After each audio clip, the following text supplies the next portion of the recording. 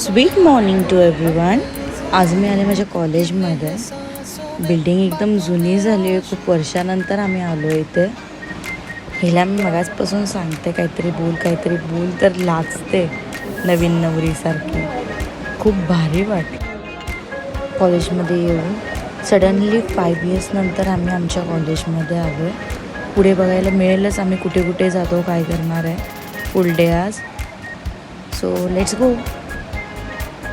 जेव्हा आम्ही कॉलेजमध्ये स्टडीज करत होतो तेव्हा कधी म्हणजे ऑटोने किंवा बसने आलेलो नाही. मी केव्हा पण आले तेव्हा माझी स्कूटीवरच आले, त्यामुळे मला खूप प्रॉब्लेम होतो.